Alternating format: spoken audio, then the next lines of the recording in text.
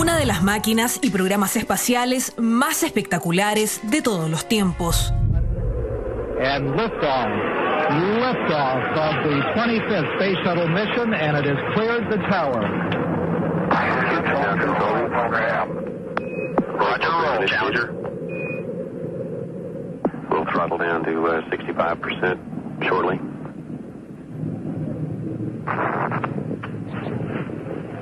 One minute, 15 seconds. Velocity 2,900 feet per second. Altitude 9 nautical miles. Downrange distance 7 nautical miles.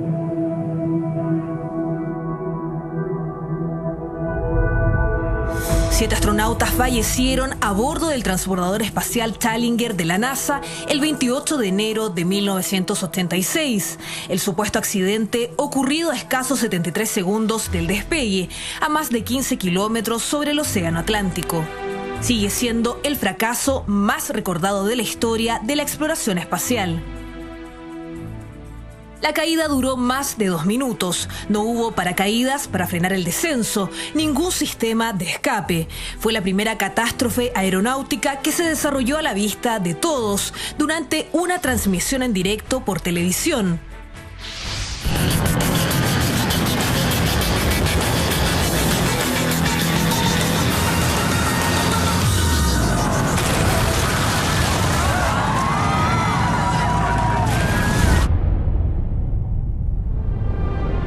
Casi 3 décadas después, el caso ha sido investigado desde numerosos puntos de vista y ya se da más que por cerrado. Sin embargo, múltiples cuestionamientos han salido a la luz.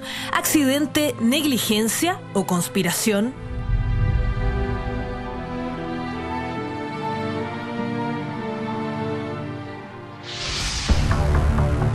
A pesar de los informes, las investigaciones y las noches sin dormir, muchos se preguntan cómo pudo ocurrir.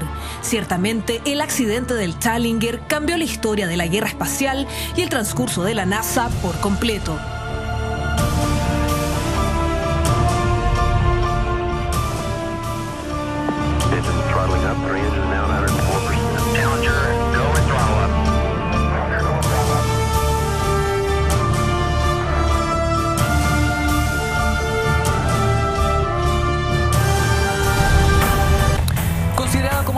Perfecta, el transbordador espacial Challenger dejó de existir de una forma realmente impactante, con imágenes que estamos revisando. Nota que veíamos reporte de mentiras verdaderas antes de la pausa, el año 1986, en un proceso de desintegración al aire en cosa de 73 segundos. La pregunta que nos hacemos hoy en un 2016, con todos los antecedentes ya puestos sobre la mesa, con todas las investigaciones, ¿fue esto un accidente? ¿Fue una negligencia o fue producto de una conspiración? Seguimos junto a Dr. File, noche de mentiras verdaderas, noche de jueves acá en la red. Esa es la gran pregunta que vamos a ir decodificando poco a poco y vamos a ir poniendo al menos los antecedentes que tenemos nosotros en la mesa, porque tenemos que ir metiéndonos realmente en lo que significa toda esta catástrofe y también en lo que significa la carrera espacial. ¿Podríamos decir que el Challenger era un punto culmine en esta llamada carrera espacial? Por supuesto que sí. Que data de décadas antes, tal vez siglos antes de ese 1986. Por supuesto que sí, porque el Challenger al menos era considerada la máquina perfecta.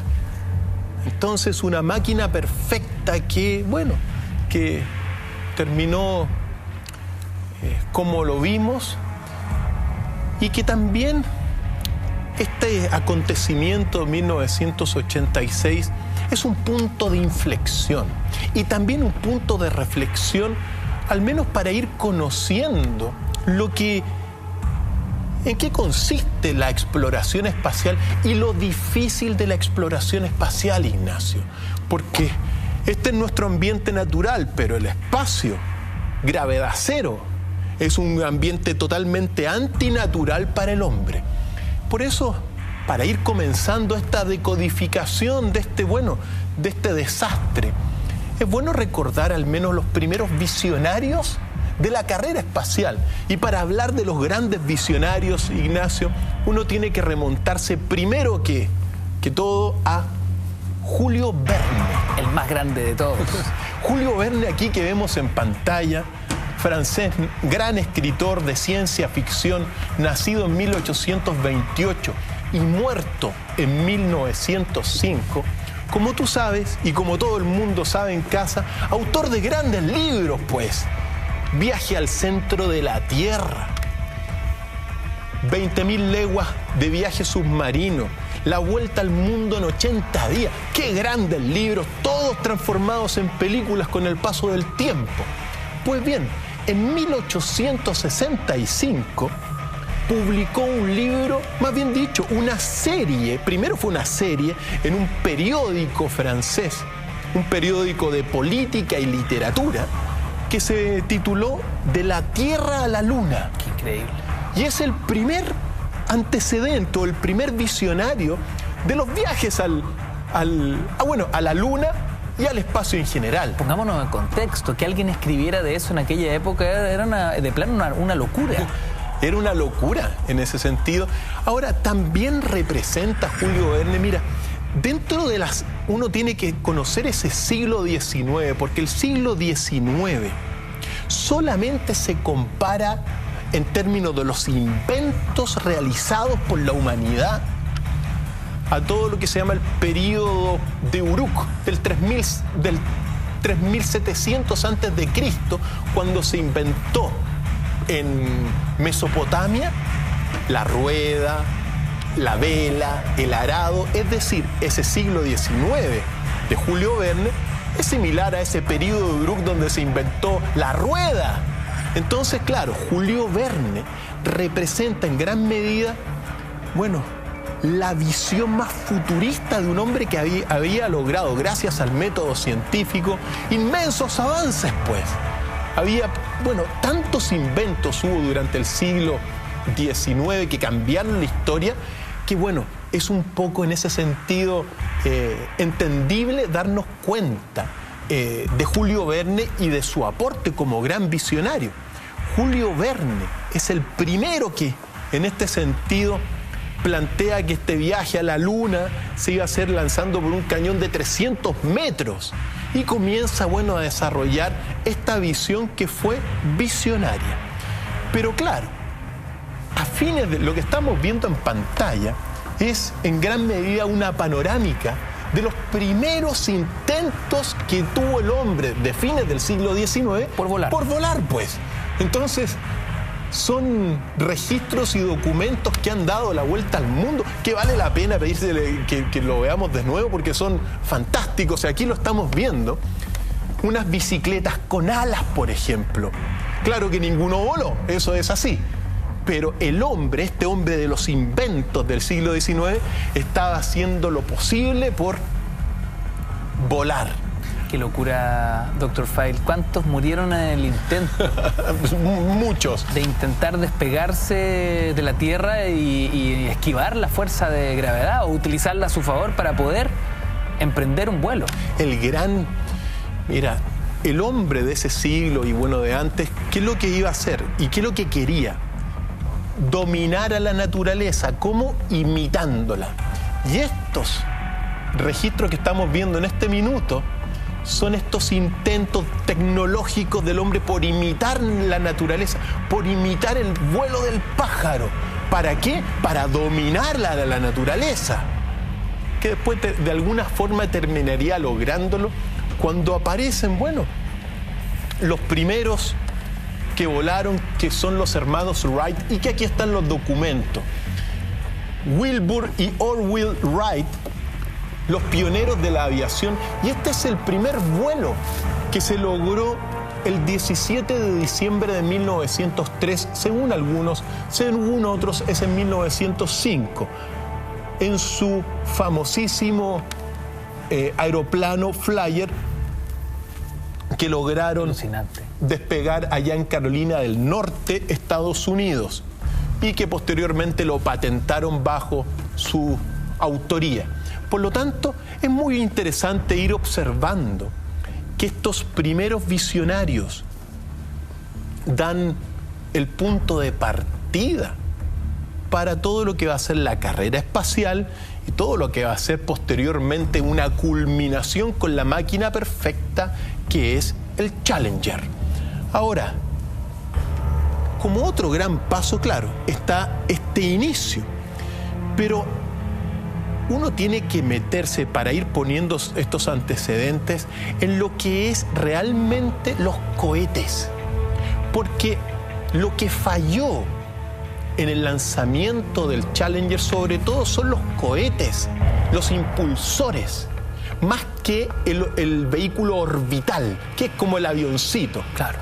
Entonces, lo que nosotros tenemos a continuación es darnos cuenta realmente del peligro que significan los cohetes en toda esta carrera. Estos son documentos que hablen por sí solos, pero que muestran desastres de lanzamiento de cohetes. Para que uno se dé cuenta que toda esta exploración, si bien es cierto, es fantástica, pero ha sido a costa de accidentes como estos. Cohetes que han explotado y que es muy bueno recordar qué cosa, cómo se va iniciando todo lo que es los primeros cohetes, porque los primeros cohetes datan de China. El descubrimiento de la pólvora primero en China dio partida a que los primeros cohetes en realidad en China fueran los fuegos artificiales. Y posteriormente a los fuegos artificiales se desarrolla ya esta pólvora con cohetes que se ocuparon como armas.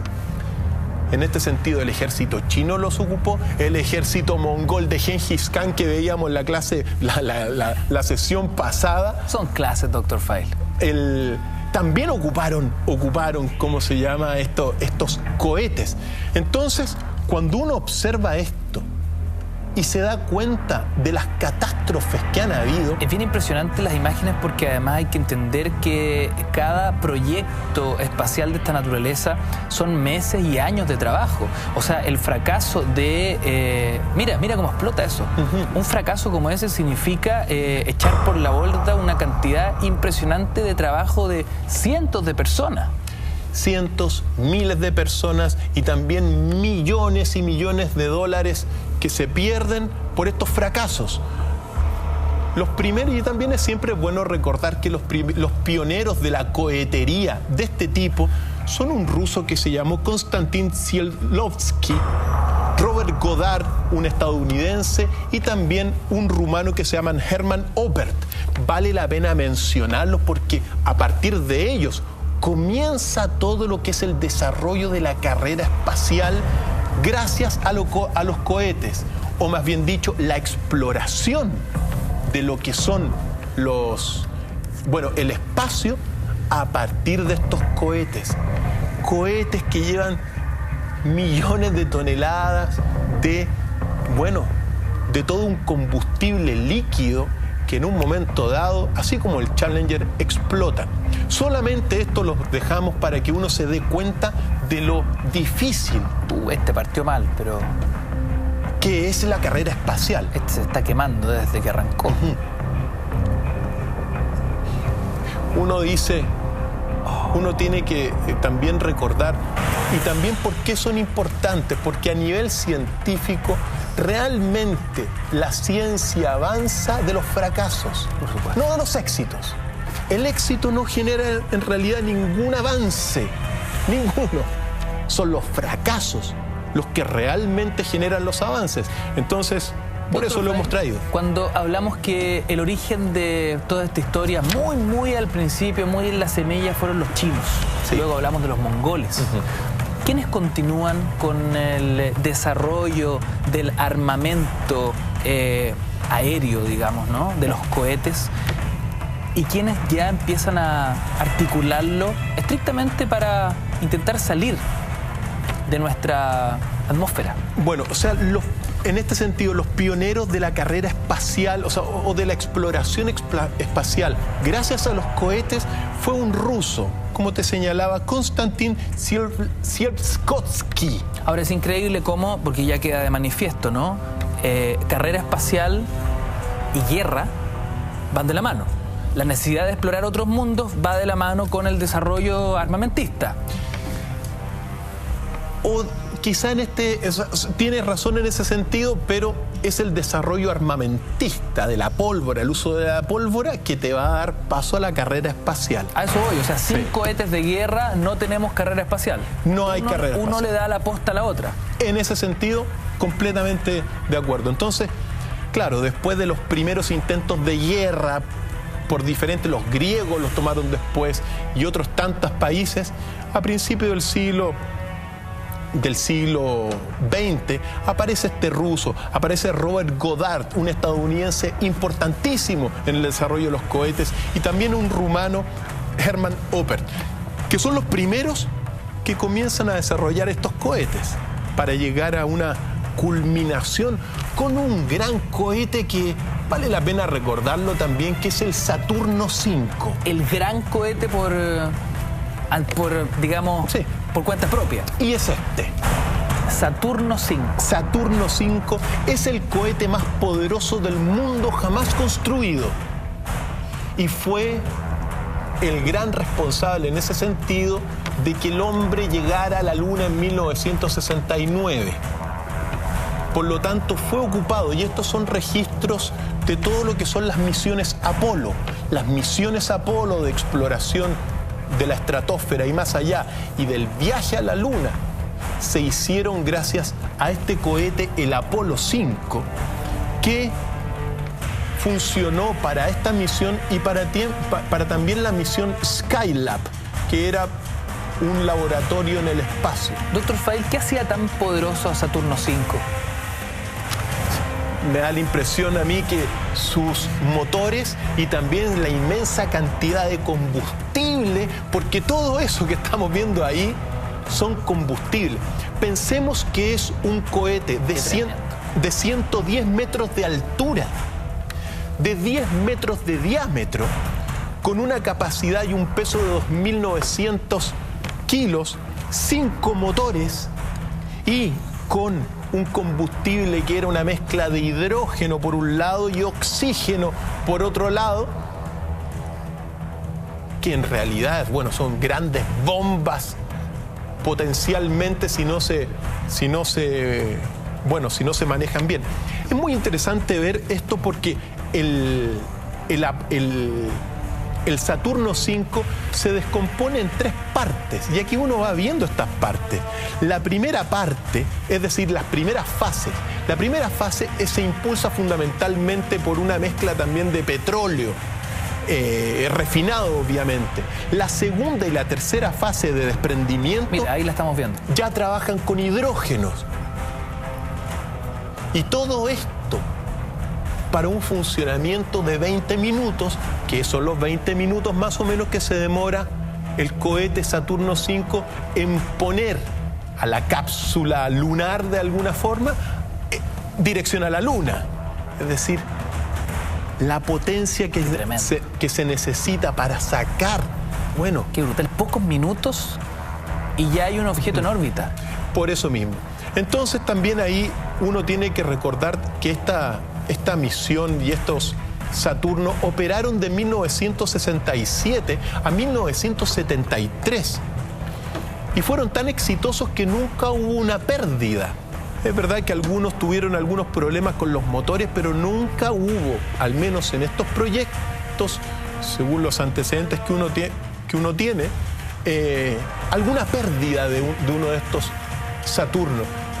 Entonces, cuando uno ve el despegue para que simplemente sea una pequeña cápsula la que quede en órbita y más allá en viaje a la Luna, uno se da cuenta del tremendo esfuerzo del ser humano en esta carrera espacial.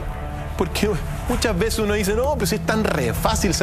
Es lo más difícil, digamos, así como en algún momento vimos a Marco Polo como un gran explorador y otros tantos.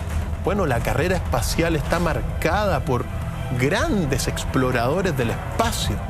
Estos hombres que llegan, los astronautas, que llegan al espacio, son los bueno, los nuevos Marco Polo, por decirlo de alguna forma. Es increíble cómo el ser humano, con toda su capacidad destructiva, Dr. Feil, toda su capacidad bélica, toda su capacidad contaminante, es a la vez capaz de generar esta clase de inventos que uno, teniendo conciencia de que esto se ha hecho, existe, volver a verlo así en colores, en HD, en pantalla grande, esto es una locura.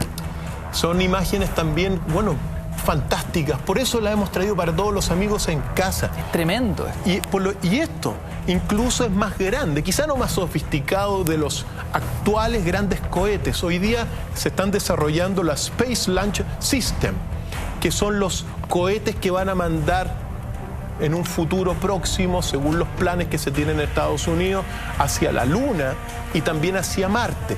Pero son cohetes de 100 metros de altura, con 8,3 metros de diámetro, más pequeños que el gran Saturno V.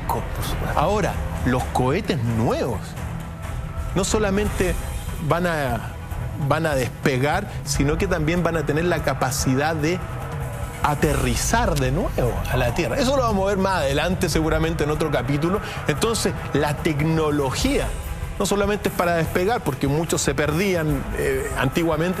Ahora los cohetes van a ir descendiendo y se van a estacionar de nuevo en la Tierra. Cuando estamos revisando, por ejemplo, el Saturno V como el cohete más poderoso jamás construido, hay acá un afán exploratorio del ser humano, pero también siempre en un contexto bélico, ¿no? En plena Guerra Fría, Estados Unidos desarrollaba su carrera espacial porque justamente era eso.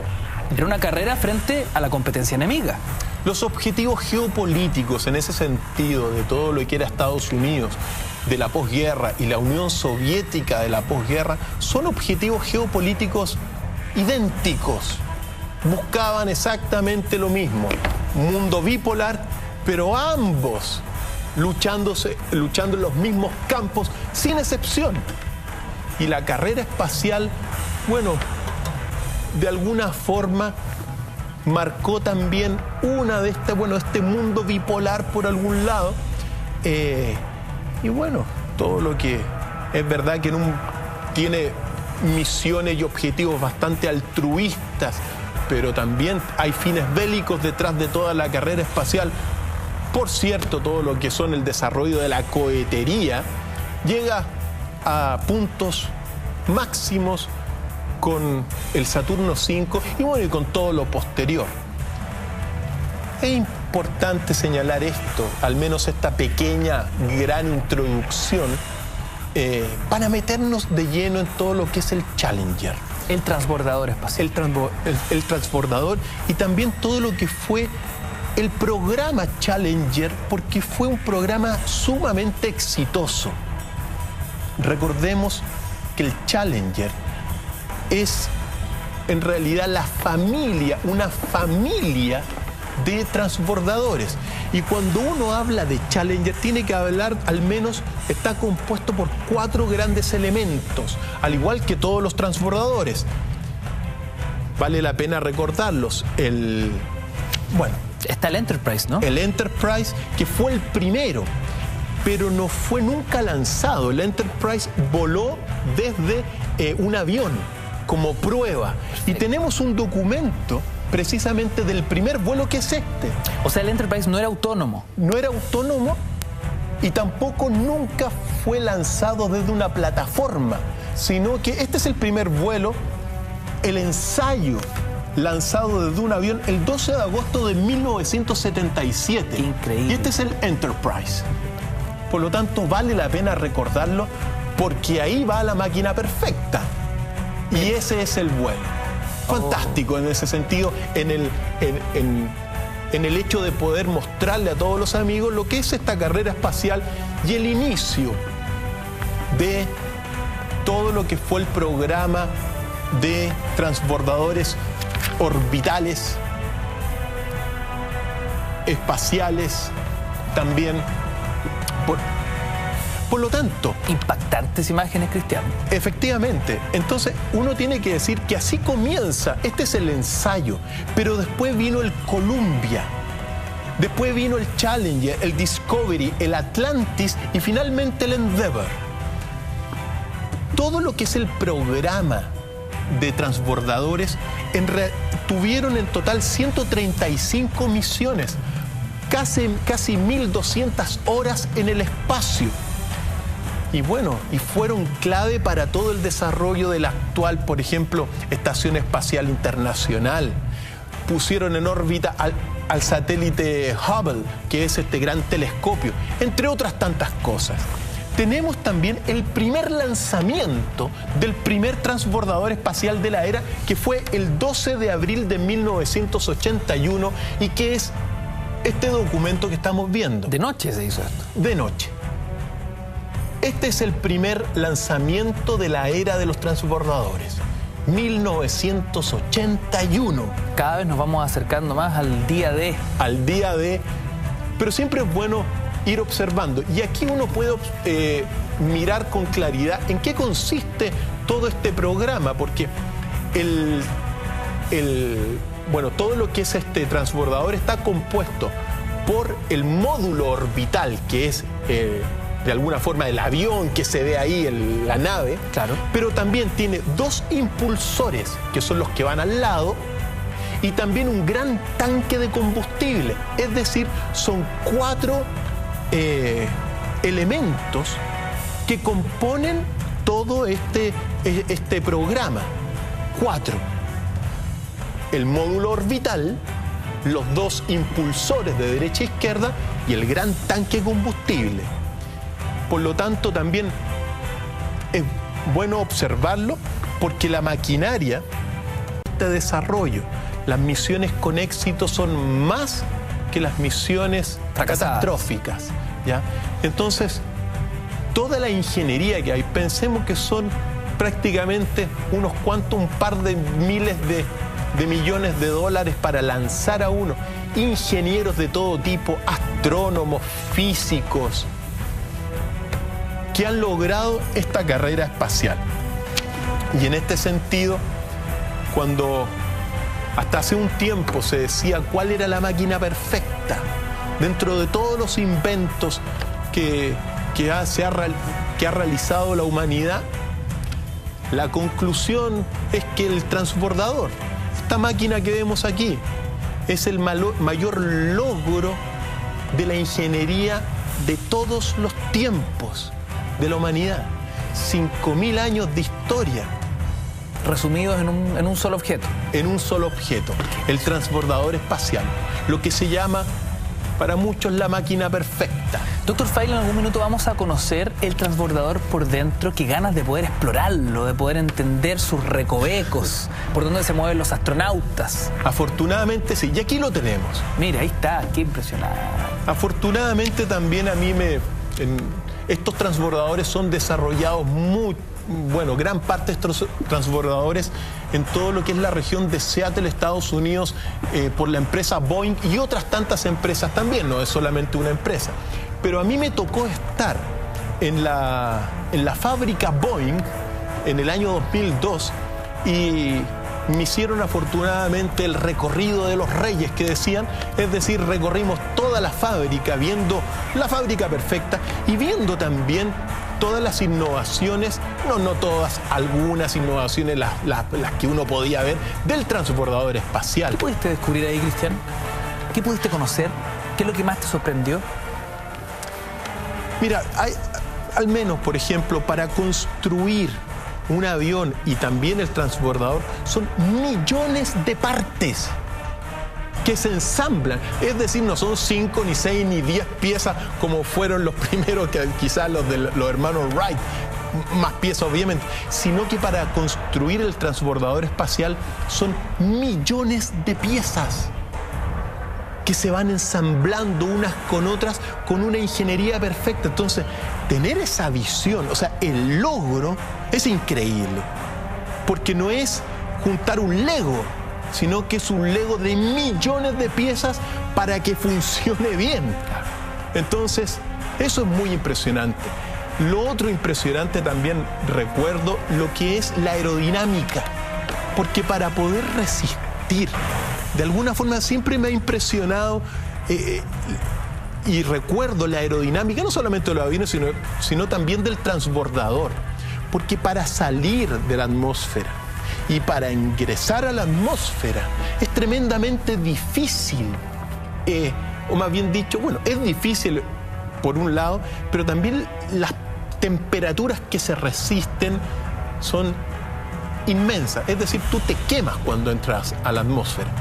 Y lo otro también muy relevante, que detrás de esta maquinita, cuando uno vive esta maquinita, uno no se da cuenta realmente del esfuerzo de miles de personas durante muchísimo tiempo, es decir, de la ciencia que hay detrás.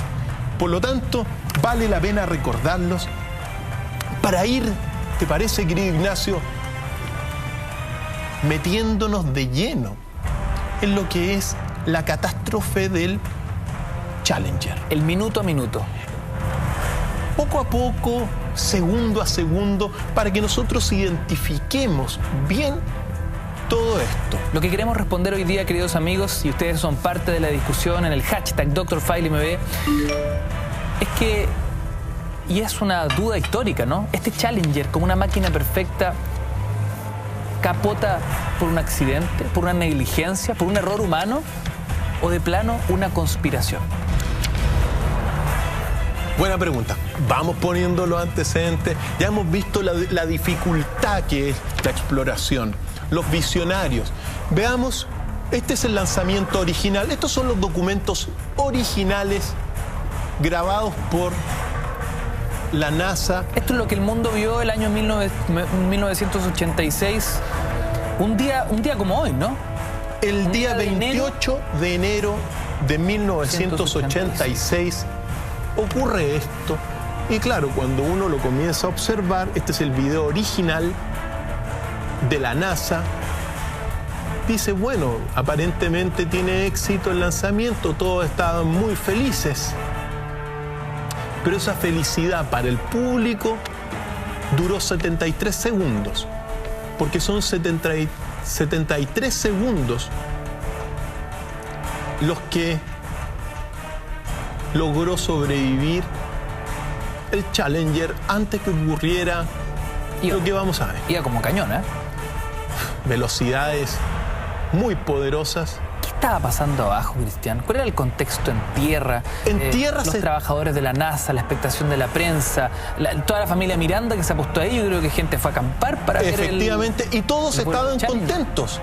Porque, bueno, esta es la visión pública. Después lo vamos a ir viendo en detalle, pero la visión pública es esta. Entonces todos estaban celebrando. Estaba mirando el mundo en enero de 1986. Efectivamente. Pero aquí es lo que ocurre. Ahí está. Oh. Entonces toda la alegría inicial. Mira la cámara cómo se abre, ¿eh? Totalmente inesperado ese plano, por supuesto. La cámara iba siguiendo ahí. Milésima de segundo tras milésima de segundo. Capota. Hay una explosión y después continúa. Efectivamente. Estas son imágenes que impactaron al mundo en su momento dado. Todos las recordamos. Y muchas veces estas imágenes hablan por sí solas. Lo doloroso porque fue a los 73 segundos que se pulverizó el Challenger. Iban 7 tripulantes arriba y bueno, la cápsula se desintegró, como lo vamos a ir viendo. 7 astronautas que murieron al instante. Murieron. Pulverizados. Sí. Obviamente han surgido teorías de la conspiración respecto de esto. Las vamos a ir desmenuzando poco a poco, las vamos a poner en la mesa. Pero esto fue lo que ocurrió. Y aquí estamos viendo también, queridos amigos, los restos del Challenger. Estas son imágenes bastante únicas que le mostramos a todos los amigos. Oh, qué interesante esto cuando cae, digamos. Cuando cae, y los restos del Challenger que fueron rescatados del mar. Esto fue lanzado en la Florida, como decíamos. Era la 10ª misión del Challenger. Había tenido 9 misiones antes sin desintegrarse y con éxito. Y estos fueron algunos de los restos que se encontraron en los mares. Afortunadamente tenemos estas imágenes. Estas imágenes son públicas en el sentido de que la NASA las pone a disposición de todo el mundo. Solamente uno tiene que decir la fuente Al igual, todas las observaciones del espacio son universalmente públicas. Solamente tienes que decir la fuente. O sea, no hay derecho de autor. No hay derecho de autor, por cierto, por las observaciones del universo. Así que quede claro eso. Solamente uno tiene que decir la fuente de donde uno la hace. Me imagino que el rescate de estos restos tiene por finalidad ir armando el puzzle, ¿no? El puzzle de por qué demonios la llamada máquina perfecta termina en un vuelo de poco más de 70 segundos. O sea, en un vuelo fracasado. En una máquina que ya no es tan perfecta. No es tan perfecta. Siempre que uno, de alguna forma, ¿te acuerdas cuando vimos el Titanic? El barco inundible. Basta decir que inundible, se hunde. La máquina perfecta. Basta decir que es la máquina perfecta, explota. O basta en un partido decirle, en un partido de fútbol decir, vamos a ganar, perdemos. Hay que guardarse esos comentarios, sobre todo cuando son demasiado triunfalistas. Por eso tenemos estas observaciones y también, al menos, nunca olvidar la tripulación, que es al menos los 7 tripulantes del transbordador que los vemos. Estos son los minutos antes. Es muy importante recordar a los astronautas porque al menos a mí afortunadamente he tenido la posibilidad de conversar con astronautas rusos. Y una de las particularidades de los astronautas, cuando salen de la atmósfera y ven el planeta Tierra por un lado y ven el espacio ilimitado por otro, todos tienen un rasgo común. Aprecian mucho el equilibrio de la Tierra. Porque cuando uno realmente se da cuenta lo hostil que es la carrera espacial, lo hostil que es la gravedad cero, lo desértico que es la Luna, que es Venus, que es Marte, que es decir Júpiter, planeta de gases, Saturno, planeta de gases, se da cuenta que nosotros tenemos, al menos los astronautas, se dan cuenta que aquí hay una maravilla en la Tierra y que hay que cuidarla. Por eso, al menos estos son los recuerdos de esta tripulación que murió aquel día. Doctor Fail, ¿qué claves podemos con estas imágenes que son sobrecogedoras, ¿no? Porque vemos a los tripulantes del Challenger con bastante emoción, alegría, vemos rostros adrenalínicos, ¿no? A puntos del despegue. Insistir que esa tripulación es el resultado de una preparación de meses, de años. Son los escogidos con pinzas entre muchísimos postulantes. Son los candidatos perfectos para ese vuelo, ese día, en ese momento. Son los que cumplen todas las condiciones, no solo por su carrera, digamos, como astronauta, sino que para ese vuelo en específico. ¿Cuáles fueron los errores? ¿Qué pasó en el minuto a minuto para ir desentrañando ya efectivamente qué pasó con este vuelo? Vamos de lleno entonces a lo que se llaman los segundos catastróficos. Hemos visto en términos generales toda la catástrofe y el desastre del Challenger, pero es oportuno ir segundo a segundo para que la gente conozca en detalle realmente qué le sucedió al Challenger. Cristian, hacemos un breve alto porque a la vuelta descubrimos si esto fue un accidente, una negligencia, error humano o de plano una conspiración. Es el accidente de la máquina perfecta, el Challenger, hoy en Mentiras Verdaderas. Vamos y volvemos. Aprovecha de comentar en nuestras redes sociales. El próximo día 28 de enero se cumplen exactos 30 años de la destrucción, la explosión del Challenger. Un desastre que es relevante discutir hoy porque estamos hablando de una máquina llamada perfecta en su época. ¿Cómo es posible que en esta carrera espacial una ingeniería nunca antes construida haya capotado en poco más de 70 segundos? ¿Qué pasó? ¿Fue un error humano? ¿Fue un simple accidente o se trata de una conspiración? Es lo que discutimos y descubrimos hoy junto a Dr. Fail. Comenta y participa con nuestro hashtag DrFailMB. Entramos en la zona cúlmine. Estos minutos que nos quedan, Dr. Fail, son claves porque empezamos a entender minuto a minuto, segundo a segundo, qué pasó exactamente, por qué explota el Challenger. Los segundos catastróficos.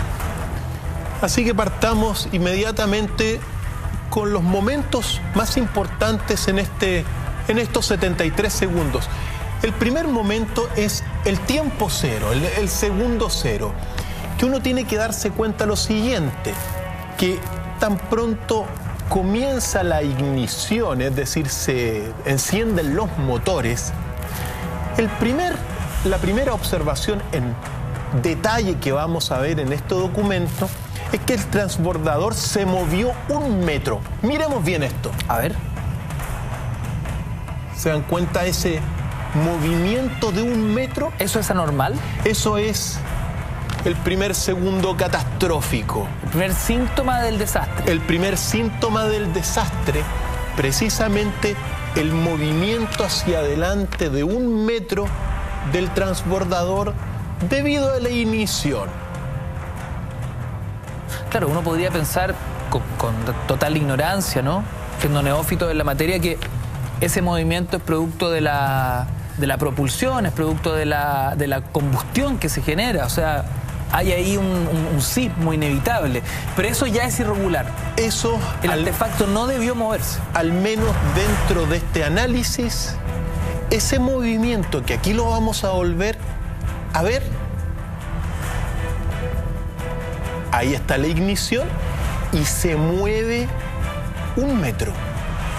Pues bien, ¿qué es lo que sucedió con ese movimiento? A raíz de ese movimiento en el segundo cero, los tornillos que fijaban al transbordador con la plataforma se soltaron. De inmediato. De inmediato. ¿Ya? Y se soltaron y entró en ignición inmediatamente. Ahora, ¿qué es lo que sucedió? Ese movimiento afectó una parte específica que era un ensamble que había en el impulsor derecho. Por lo tanto, eso es lo primero que uno tiene que ver. Movimiento de 1 metro. Para muchos era usual que se moviese, pero ese movimiento generó, como te dije, provocó que un ensamble del cohete de derecho se abriese y que comenzara el desastre. El segundo momento muy relevante es lo que se llama el segundo 2, porque esto ya es más adelante. Esto ocurre aproximadamente, esto que estamos viendo es otro segundo catastrófico en el 58, en el segundo 58, donde esta fisura que se provoca... esto es el segundo 2. Perfecto. Lo que se observa en el segundo 2, aquí es que surge un humo negro de el cohete impulsor derecho. Afortunadamente estas son cámaras que estamos viendo, hay varias cámaras, más de 3 cámaras que están apuntando, y que si uno se fija justo donde está, durante 2 segundos surge un humo negro que después desaparece. Ese chorro negro también totalmente irregular. Irregular completamente. Este es el archivo oficial de la NASA, por supuesto. Efectivamente, este es el archivo oficial. Y aquí lo estamos viendo en detalle, es decir, segundo 2, hay un humo negro que surge precisamente del cohete impulsor derecho. Algo totalmente anormal, y es un humo que sale hacia arriba, pero que después de los 2 segundos desaparece. Es decir, desapareció el humo. Los investigadores, claro, debido al movimiento del metro inicial, que se mueve 1 metro, el ensamble abajo entre el impulsor y la nave se suelta. Al soltarse, comienza a botar humo. Pero después de los 2 segundos se apagó el humo. ¿Qué es lo que sucedió? Muy interesante, porque debido a la ignición que hay, aquí lo estamos viendo en detalle, se produce todo lo que es una escoria de aluminio. Y la escoria de aluminio tapó el agujero donde salía el humo.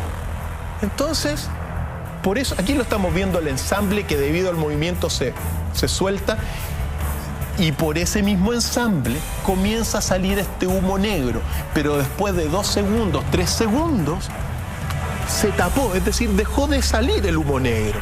¿Por qué? Porque la escoria de aluminio de la combustión de los motores tapó ese orificio de donde estaba saliendo el humo negro. Segundo 2. Segundo 2 y segundo muy catastrófico, pero es muy bueno observarlo en detalle porque esto se logra evidentemente después. Esto lo logró la comisión Rogers, es decir, la comisión que investigó en detalle el segundo a segundo. La NASA tenía 200 cámaras apuntando hacia este lanzamiento. Entonces se logró observar claramente el punto inicial de la catástrofe. El segundo punto inicial. El primero fue el bamboleo de 1 metro.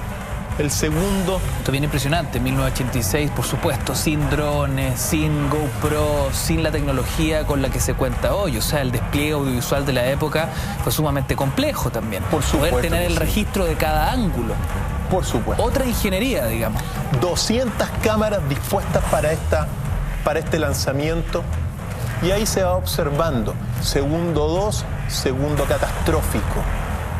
Donde se logra observar con claridad el humo y después, bueno, desaparece el humo debido, y es muy importante señalarlo, debido a la escoria de aluminio que tapó eso. Entonces, eso logró que de alguna forma, al tapar la escoria de aluminio, el orificio por donde salía el humo, evitó que explotara el Challenger en la plataforma, que hubiese sido incluso más catastrófico porque, bueno, se hubiese destruido gran parte de la plataforma. ¿Qué logró? Entonces, se logra y parte el Challenger hacia arriba. Y este es el talón de Aquiles, pues. Estamos viendo exactamente el talón de Aquiles donde falló el Challenger. Y que, en un primer momento, esta escoria de aluminio logra tapar el orificio. Por eso después, en los segundos 3, 4, 5 y más, no se ve el humo negro. Un humo negro que salía hacia arriba con una presión enorme, se tapó gracias a esta escoria y logró afortunadamente que la catástrofe no fuese tan dramática, porque si no hubiese explotado en el suelo prácticamente. Exacto, y pudiendo generar quizás más costos de vida, ¿no? Por supuesto, uno nunca sabe. Estamos hablando de un accidente que, más allá de la ingeniería y de la carrera espacial, cobra la vida de 7 astronautas. Así es, y uno tiene que recordar que, bueno, los observadores estaban a 5 kilómetros, pero una explosión así, cualquier pedazo puede llegar en cualquier lado. Es decir, son muy peligrosas. 5 kilómetros, un nivel de distancia muy prudente.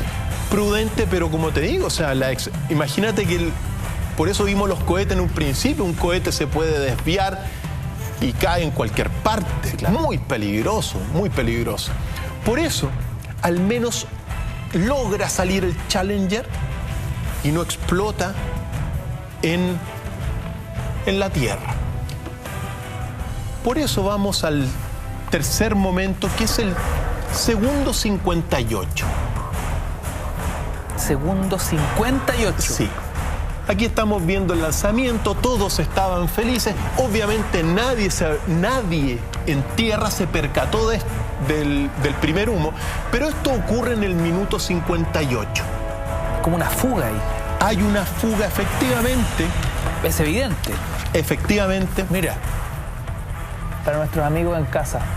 Segundo 58, estamos cada vez más cerca de la explosión, ¿no? Entendiendo que fue en el segundo 73. 73. Y en el segundo 58, como tú decías, aparece una llama en el acelerador derecho, precisamente de donde había salido este humo. Se produjo inmediatamente una lectura inadecuada de los datos del Challenger que se midieron, porque tan pronto aparece aquí la estamos viendo en la izquierda. Tan pronto aparece esta llama, los niveles de combustible bajan y al menos se registra una alteración en los instrumentos de vuelo y de medición. Ahí está, ahí aparece. Ahí está.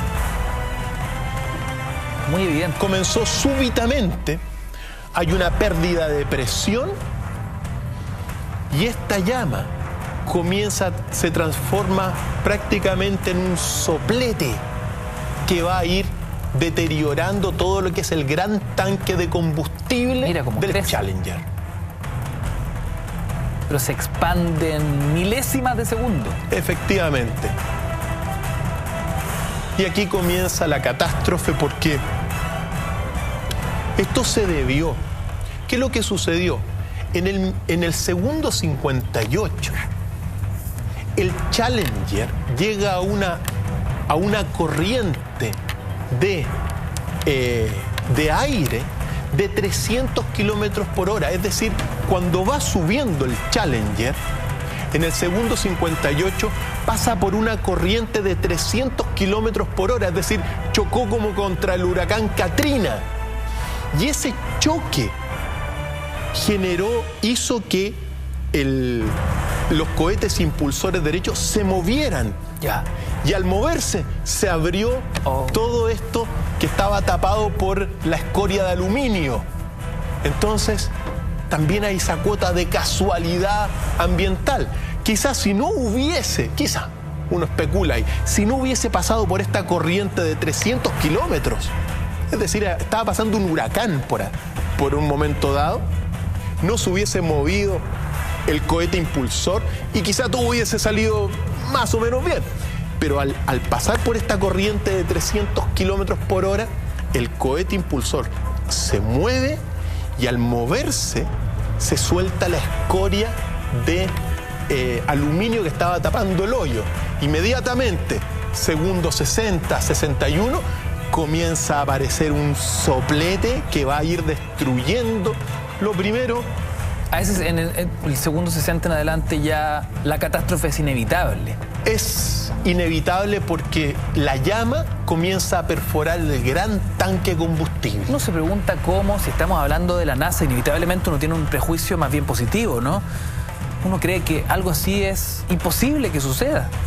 Con la cantidad de ingeniería, cabeza, preparación, adiestramiento que esté detrás de un lanzamiento de esta naturaleza. Vamos a verlo, el detalle, y vamos a responder eso. Vamos a ver lo que ocurrió, pero te propongo ir viendo este es entonces el tercer gran momento, Ignacio, donde producto de la aparición y de que se abre de nuevamente este agujero en el impulsor derecho, te quema el tanque y comienza la catástrofe. Segundo 58. ¿Qué pasa del 58 ya al 73? En el 73 ya explota. ¿Qué es lo que sucede en el 73? Y aquí lo vamos a ver. En el 73 lo que ocurre es que debido a este soplete que aparece, esta llama, se desintegra toda la parte baja del gran tanque de combustible. Se desintegró, es decir, se abrió. Al abrirse la tapa de abajo del combustible, explota, los cohetes impulsores se van hacia arriba, chocan la cabina, digamos, el transbordador, y explota completamente como lo estamos viendo acá.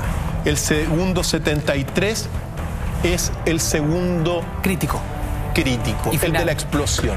Y aquí lo que podemos ver es al menos algunos pedazos que se van a desintegrar y también la cabina donde van los 7 tripulantes, que al cabo de unos cuantos segundos también se desintegra. Tengo una pregunta, Cristian, entre el segundo 0, ¿no?, y el 58, antes de ya llegar a la zona de explosión, ¿hay conciencia de qué iba pasando en la cabina?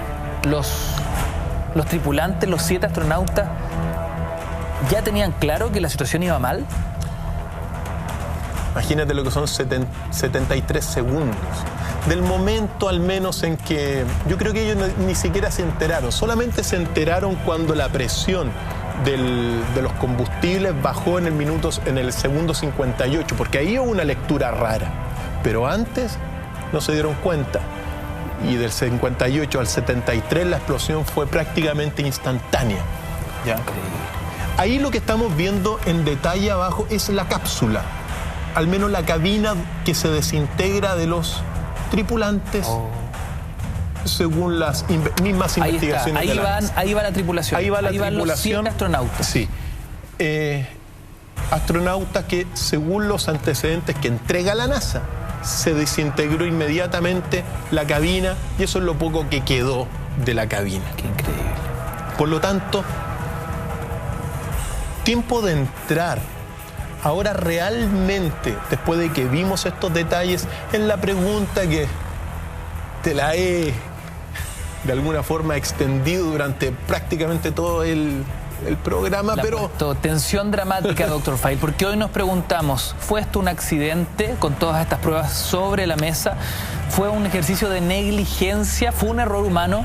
¿O hay acá una conspiración detrás de la explosión del Challenger, ya la llamada máquina perfecta, la carrera espacial puesta en jaque aquel día de enero del año 1986? Hacemos un breve alto y a la vuelta descubrimos esta y otras respuestas.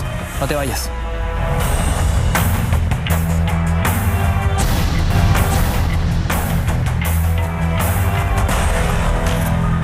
A esta hora de la noche, queridos amigos, discutimos sobre el desastre del Challenger, negligencia, accidente o conspiración. La llamada máquina perfecta en la carrera espacial. El próximo 28 de enero ya se cumplen 30 años desde que esta máquina capota en el cielo a más de 70 segundos de haber iniciado su vuelo, ¿no? En un proyecto de la NASA y de los Estados Unidos que significaba un gran emblema en la conquista del espacio.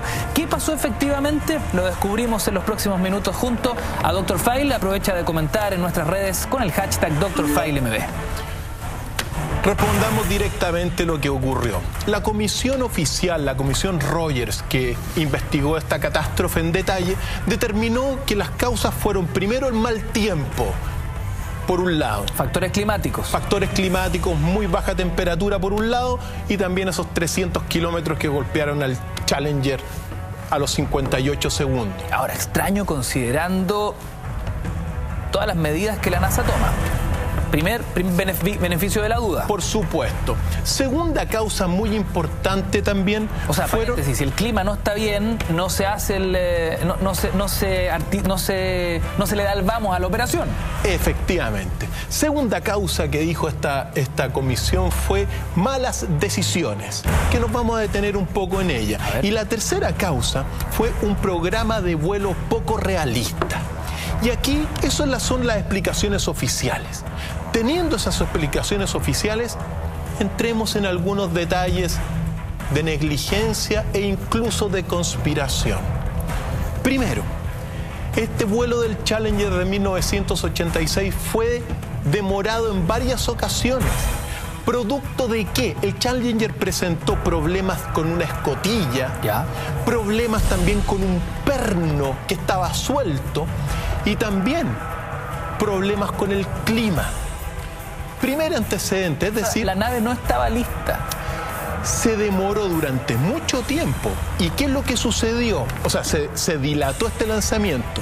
Pues bien, 13 horas antes del lanzamiento se reúne finalmente una comisión que es, bueno, ejecutivos de la NASA con ingenieros de la Morton Thiokol, que era importante que era una empresa muy importante, ingenieros claves, y también con el director de todo lo que era de cohetes de la NASA, que era Lawrence Mulloy.